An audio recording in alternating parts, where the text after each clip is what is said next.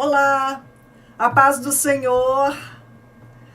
Aqui estamos para mais um dia de bênção. Salmo 66. Todos vocês que temem a Deus, venham e escutem, e eu contarei o que Ele tem feito por mim.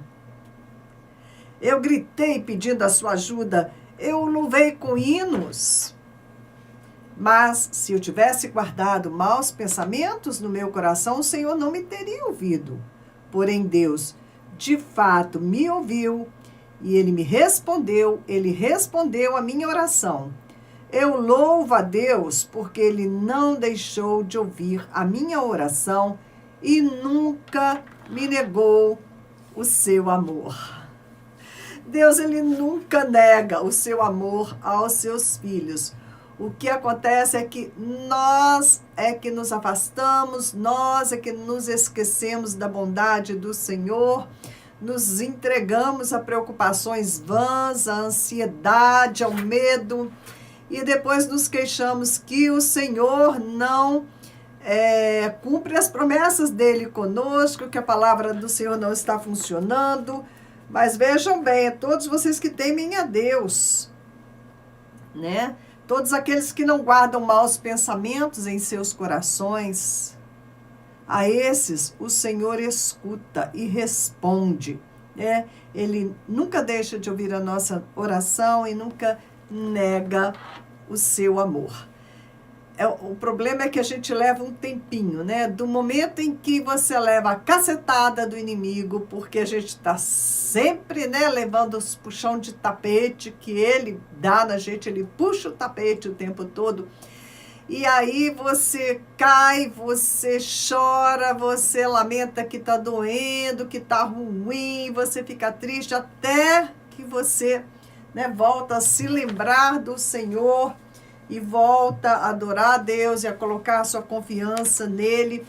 E aí nós vamos para o Salmo 91, de 9 a 12. Nós vamos cair nesta palavra aqui, ó, do Salmo 91. Vou ler em duas versões. A primeira, vamos lá, a primeira versão, que é a normal, é de 91, Salmo 91, de 9 a 12, que eu quero ler. Você fez... Não, vamos ler primeiro a outra.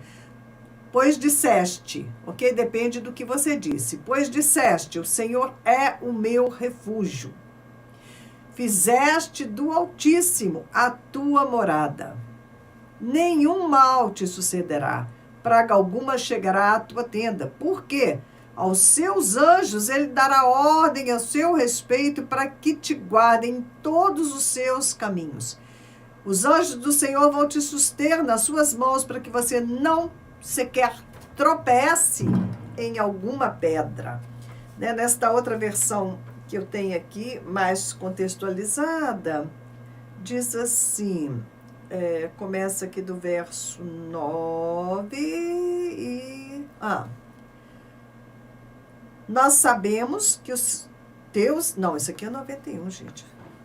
É o 91 que eu quero, não 92.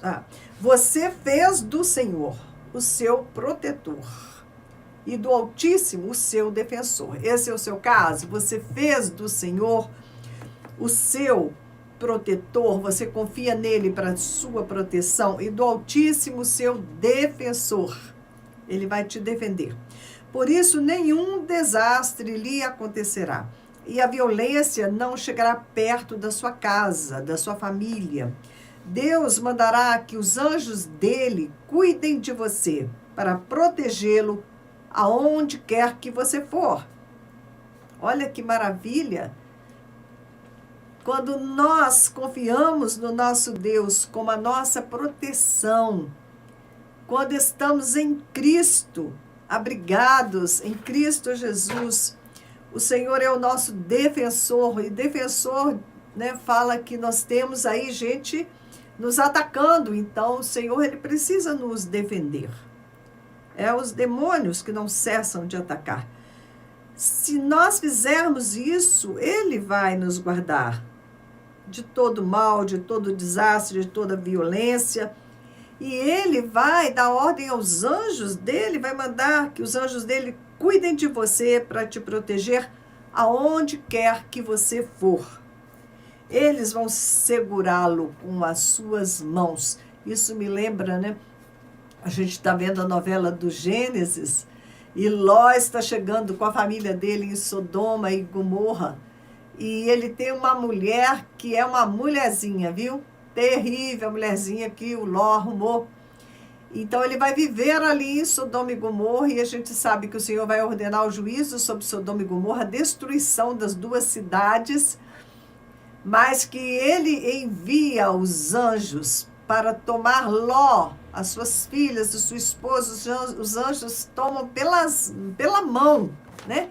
E sai, né? Puxando, eles vão embora, e sai arrastando eles para fora da cidade, praticamente, não é? E isso lá no Antigo Testamento, né? Ló tinha se metido numa roubada, ele fez tudo errado, e ainda assim, né, por amor a Abraão, o Senhor guardou Ló. Né? Não só por amor a Abraão, porque diz também que Ló era um justo, que a alma dele se afligia de ver, né, as coisas tão erradas que aconteciam ali em Sodoma e Gomorra. Como eu disse para vocês, esses dias passei por uma experiência dessa. Né? Falei, Senhor, nós já estamos nos dias, né, de Sodoma e Gomorra, dias de Noé, dias de Sodoma e Gomorra, com tanta imoralidade, com tanta injustiça, com tanta maldade, com tanta coisa ruim que nós estamos vendo, com tantas pessoas que não temem a Deus. Então, ontem à noite, eu fui orar pelo Brasil, porque sempre, né, desperta o meu celular, ao meio-dia, às 6 horas da tarde, eu levanto o meu clamor a Deus em favor do Brasil, sempre muito confiante, né, de que Deus vai ouvir a minha oração, que Deus vai salvar a nossa nação. Mas ontem eu fiquei um pouco sem palavras, ontem às 6 da tarde, eu fiquei um pouco sem palavras para falar com o Senhor, assim, falar a verdade, né? Vamos falar a verdade com o Senhor. Quando eu fui orar, falei, Senhor, eu não sei como eu vou pedir ao Senhor para poupar uma nação que está afundada em imoralidade, em falta de temor a Deus, o próprio povo de Deus fazendo coisas terríveis, pecando, vivendo em pecado, né? É tanta coisa errada. O Senhor, ele quando olha aqui para baixo para a nação brasileira, é tanto pecado, as pessoas não querem saber. Essa palavra pecado nem existe mais no dicionário delas. E aí você se coloca diante do Senhor e com que cara você vai falar, Senhor, perdoa os nossos pecados, tem misericórdia da nação brasileira, quando grande parte da população está merecendo o juízo de Deus, não a misericórdia. Eles não estão nem aí para a palavra do Senhor. Nem aí. Eles nem sabem que existem demônios, eles nem têm essa noção, eles não querem também saber. Não é? Então eu falei, como é que eu vou orar, Senhor? Como que eu faço para orar pelo Brasil? O que eu falo contigo? Mas aí eu me lembrei, né, que o Senhor também tem uma multidão de pessoas como eu, pessoas que amam o Senhor. Pessoas que vigiam, que fazem o possível para não pecar, que fazem o possível para andar nos caminhos de Deus, para, né, não dar lugar ao diabo em coisa alguma. Pessoas que querem ver o reino de Deus se manifestando nesta terra.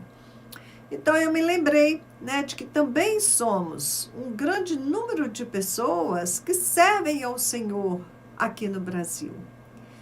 E que através das nossas vidas, ele poderia, de repente, ignorar, desconsiderar, deixar de lado essas pessoas que deixaram o Senhor de lado, deixá-las também de lado, deixar lá de ladinho, e ouvir o nosso clamor em favor do Brasil e fazer que o Brasil seja objeto de louvor na terra. Que o Brasil seja esfregado na cara, no nariz dessas pessoas que afrontam o Senhor todos os dias. A nossa alma se aflige vendo aqueles que não têm amor ao Senhor, que afrontam o Senhor e que ridicularizam aqueles que querem andar nos caminhos de Deus. Então, eu gostaria muito que o Brasil, fosse esse instrumento nas mãos do Senhor, que as outras nações da terra pudessem olhar para o Brasil e invejar, falar, olha como esta nação é próspera, olha como eles enviam ofertas para nós, como eles nos abençoam, olha como eles têm um presidente verdadeiramente convertido, o que tem o coração para Deus. Nós não sabemos a condição espiritual do Bolsonaro, mas nós oramos para que Deus possa realmente fazer uma obra no coração dele e que após o Bolsonaro, ou ele vai continuar e Deus faz uma obra de verdade nele, ou vem um outro que seja eleito pelo povo de Deus, um homem justo, capaz de levar o Brasil ao chamado que nós temos, de ser bênção para todas as nações da terra. Nós queremos ser uma nação verdadeiramente feliz. Diz que o povo brasileiro é alegre, eu não sei se foi alegre. É verdade que temos muito sol, então isso torna as pessoas mais expansivas, não é?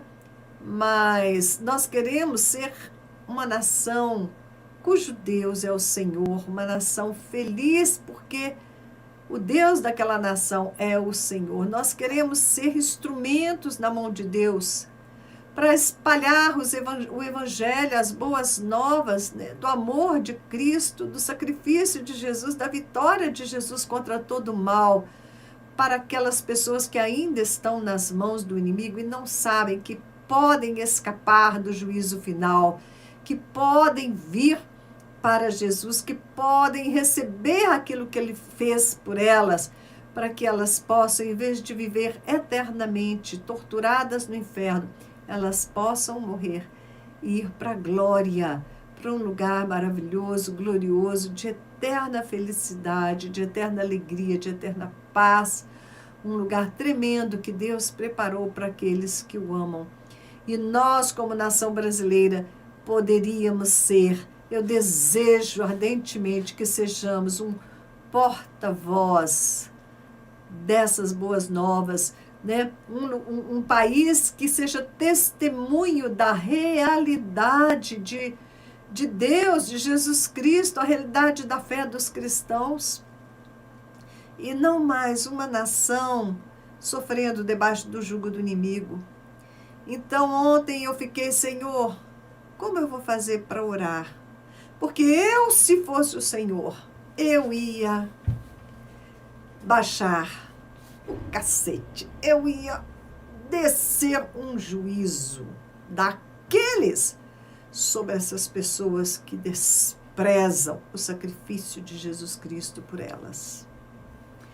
Mas acontece que nós estamos no mesmo barco com essas pessoas, infelizmente, E eu espero por isso que Jesus venha logo para nos buscar. Envie logo os anjos dele para fazer como ele fez com Ló, que ele pegou e tirou Ló daquela cidade antes que ela fosse destruída. Que o Senhor possa nos tirar deste mundo perdido, antes que ele comece a realmente destruir, descer os juízos de destruição. Porque, por enquanto, Deus não está fazendo isso, Ele está deixando que o povo colha, colha aquilo que está plantando, colha fruto da decisão, o fruto da decisão deles de servir ao diabo e não servir a Deus, porque o diabo, ele é um mestre mau, que tortura os seus escravos, que bate os seus escravos, que traz doença, que traz dor, que traz aflição, enquanto o nosso Senhor O nosso Deus, Ele nos ama, não é? Ele cuida de nós com carinho, com cuidado. Ele provê para nós as bênçãos. Ele quer nos dar uma vida abundante, né? E assim, eu falei, é o melhor mesmo, quando orar pelo Brasil, a gente ora em línguas e deixa a oração por conta do Espírito Santo. E oramos segundo o que a palavra nos instrui, não é? Clamando a Deus para que o Espírito do Senhor venha usar os governantes da nossa nação e que os demônios fiquem atados, amarrados, amordaçados e que o Senhor possa liberar o Espírito dele de maneira poderosa sobre aqueles que realmente pertencem ao Senhor e que possamos nos levantar como um exército poderoso, não um exército acovardado, um exército amedrontado, mas que nós possamos realmente fazer a diferença, não é? Por enquanto, né, esses guerreiros do Senhor estão escondidos por aí, nos seus quartos de oração, nas suas reuniões de oração, intercedendo, lutando nas regiões celestiais, que também é onde nós fomos chamados para lutar, né? As nossas armas são espirituais. E nós não podemos parar de lutar. É lutar, lutar, lutar, até que, né, a mão do Senhor se mova poderosamente. E aí sim vamos ver uma mudança. Mas por enquanto nós estamos na fase, né, de lutar, lutar, lutar e ainda não ver a mudança. Por isso nós precisamos que Deus, né, nos fortaleça mais e mais, nos reanime. Precisamos buscar na palavra do Senhor o que Ele diz, né? E Ele fala que a nossa oração pode muito. Então vamos continuar orando e buscando, né, essa instrução, Senhor, como orar, né? Como orar, né? Porque a gente não tem tanta coisa assim para falar, Senhor, me perdoa, como as pessoas que estão, né, longe de Deus, fazendo tudo que dá na cabeça. E é difícil, né? Eu acho uma coisa difícil você se identificar com essas pessoas que não amam o Senhor e falar, Senhor, perdoa o pecado da nossa nação. Mas fazer o quê? Né? Os profetas do Antigo Testamento, eles faziam isso. Por que não nós, né? Jesus deve ter visto coisas tão terríveis, e ele sempre orou, né? Orou pelos discípulos dele e orou por aqueles que pregaram ele na cruz, né? Pediu, Pai, não condene eles, né, por esse pecado, eles não sabem o que fazem.